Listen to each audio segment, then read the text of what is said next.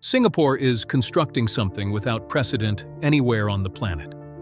Engineers have lowered 221 massive concrete caissons into the ocean, each one comparable in scale to a 10-story tower. A fleet of 1,000 driverless electric vehicles moves cargo with no drivers, no fuel, and no exhaust. Nothing else on Earth resembles this facility. Once complete, it will process 65 million containers a year, surpassing every port currently in operation. The price tag runs to $20 billion, and much of the ground it sits on simply did not exist when the blueprints were first drawn. This is how the city-state intends to hold its position at the heart of global trade, expanding one stage at a time. Back in 1960, Singapore barely had a port to speak of. By 2005, it had become the busiest harbor on the planet.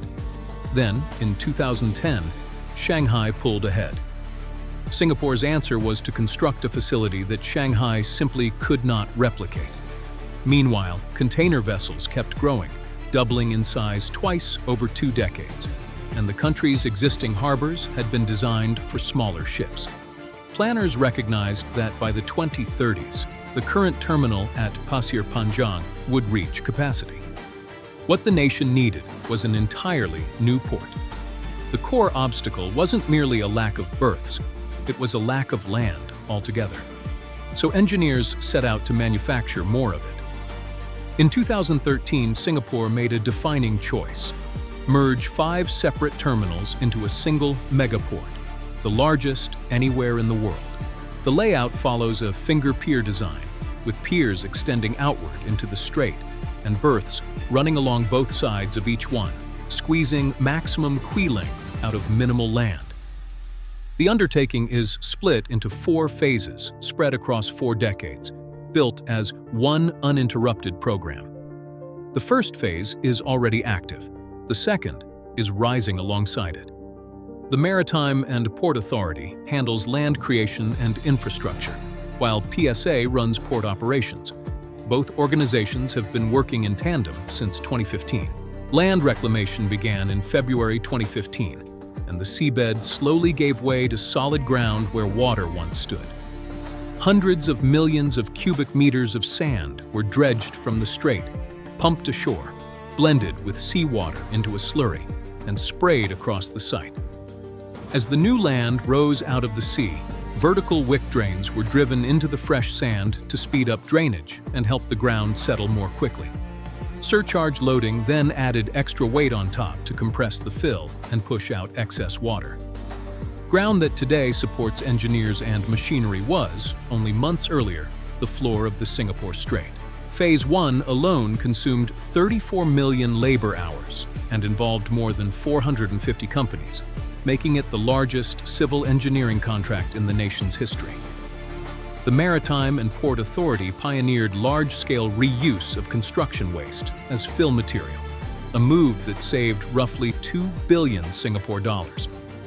Over 6 years, 414 hectares of new land emerged from what had been open water. Before a single caisson was placed, crews prepared a leveled rock foundation on the seabed, since every caisson requires a stable base. Every square meter of the reclaimed ground was surveyed and monitored for settlement, to ensure the terrain was solid enough before cranes moved in. The reclaimed fill then became working ground, with drainage systems installed and utility lines buried beneath it in preparation for construction.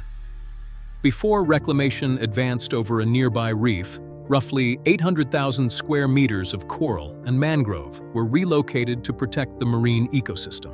Phase 2's reclamation started in March 2018, running concurrently with the still ongoing Phase 1, 2 enormous construction efforts proceeding side by side. That stage adds 414 hectares in total, 294 of which are entirely new land conjured from the strait's seabed. The seawall protecting it stretches 8.6 kilometers, holding back the strait from the reclaimed land behind it. Engineers raised the new ground 5 meters above current sea level, engineering it to withstand conditions expected a century into the future. Power lines, water pipes, and data cables were all buried underground before a single crane arrived on site, effectively giving the port a nervous system hidden beneath the pavement. The terminal surface itself rests on 600 millimeters of engineered base material designed to carry automated vehicles continuously, day and night, indefinitely. Each of the 221 caissons was cast on-site in a temporary fabrication yard beside the water. Every unit measures roughly 40 meters long and 30 meters tall and weighs about 15,000 tons. They're built hollow so they can float into position, with rebar cages assembled inside the formwork. Each caisson contains more steel than you'd find in a small bridge. Concrete is poured in a single continuous run to avoid cold joints in a structure that has to withstand marine conditions, and every surface receives waterproof coating meant to hold up in seawater for a century. Standing beside one, you're only seeing the top of a structure the height of a 10-story building. 9 more stories sit submerged below. Tugboats then tow each finished caisson to its installation site, a delicate operation akin to navigating a floating building into place. Survey teams confirm the positioning is accurate to within 50 millimeters of the design location before ballast valves are opened, letting the caisson sink slowly and deliberately onto the prepared rock bed.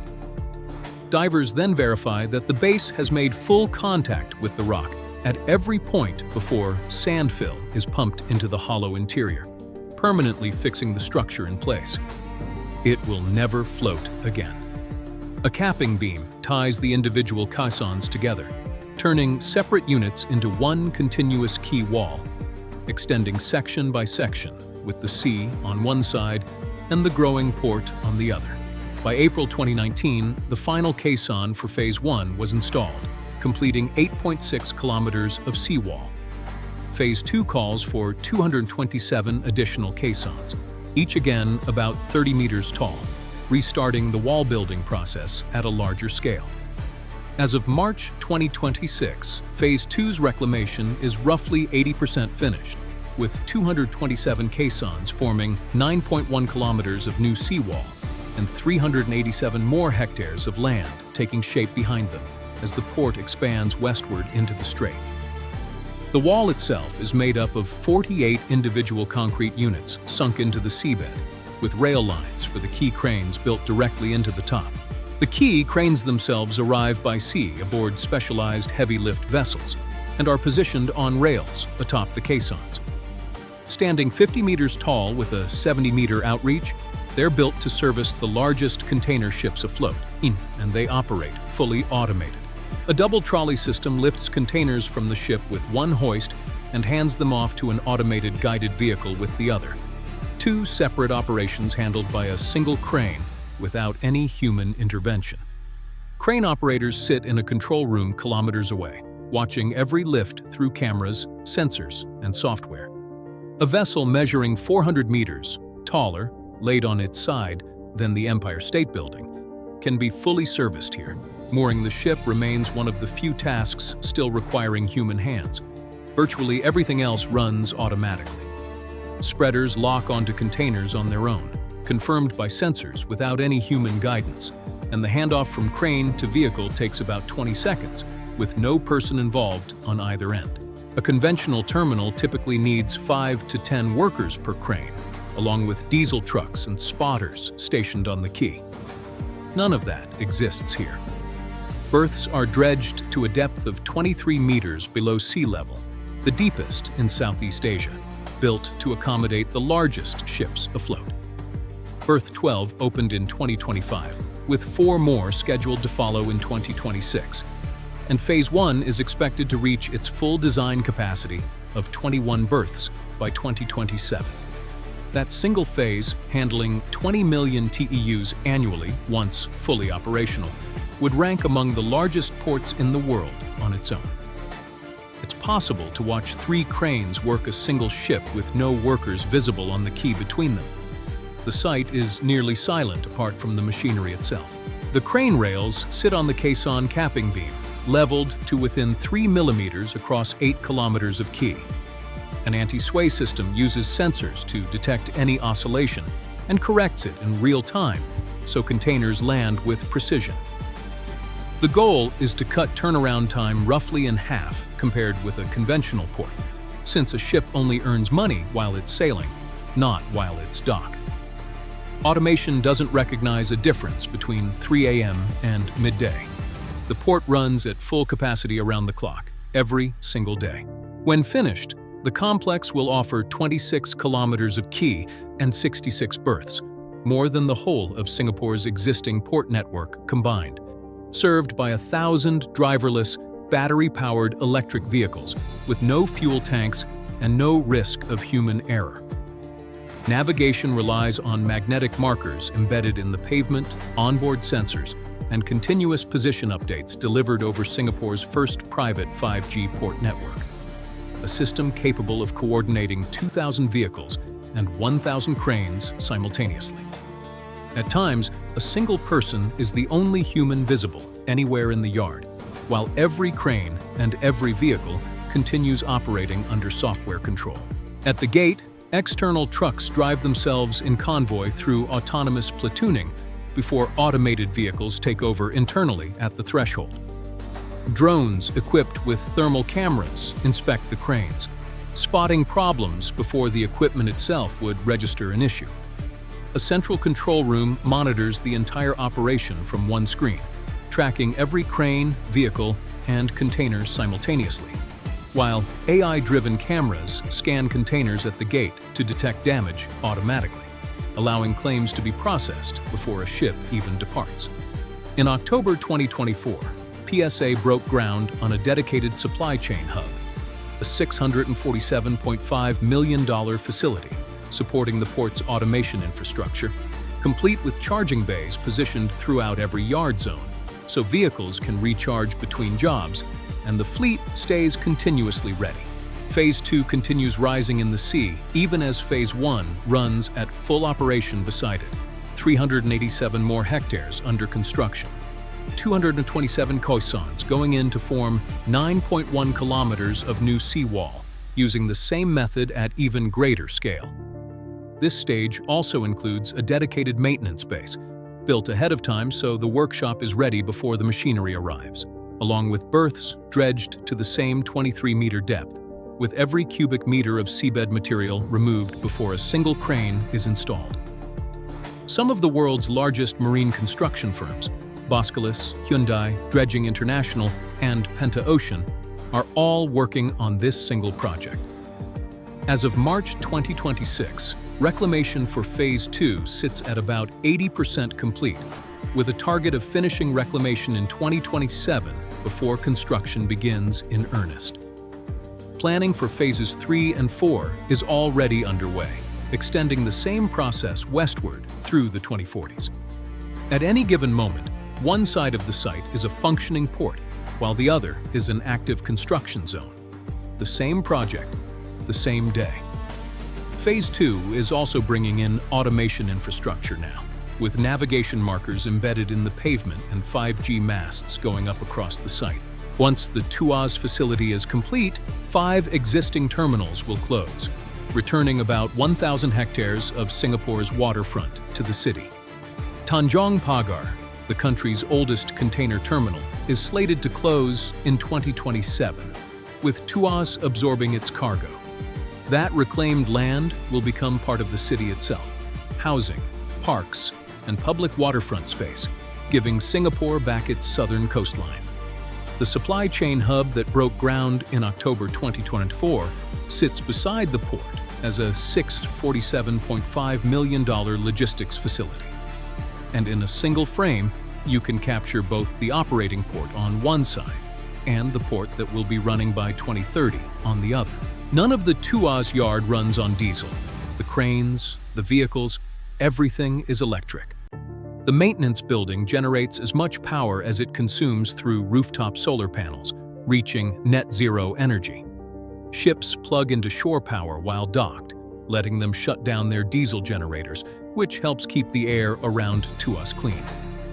The relocated corral is growing back, with marine biodiversity recovering even as construction continues around it. PSA has committed to reaching net zero by 2050, The same year, Phase 4 is due to be completed, meaning the facility is being built clean from the very start.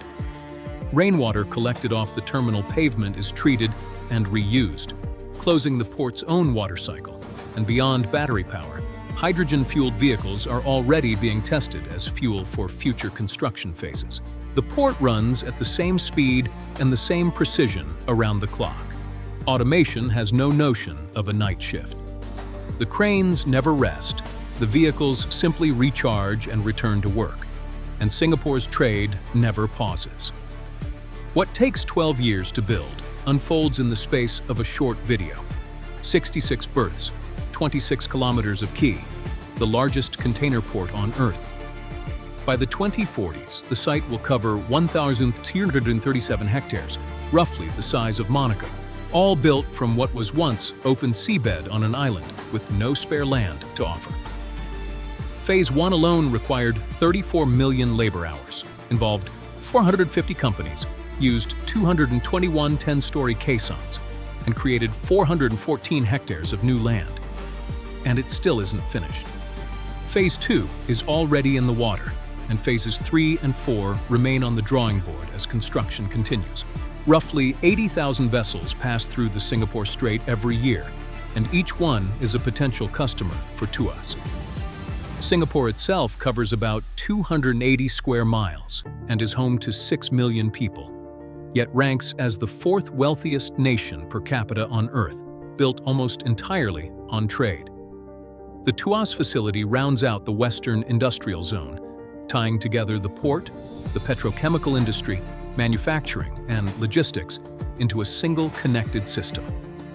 Right now, containers are already moving through Tuas automatically, largely unnoticed by much of the outside world, a port being constructed even as it operates.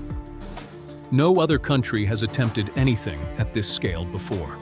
Singapore, an island with no room left to expand, chose instead to build new land out of the sea itself. Most ports look like organized chaos. This one looks like a machine, because that is precisely what it is. The largest, fully automated port in the world, under construction as much by night as by day, on an island that never stops building.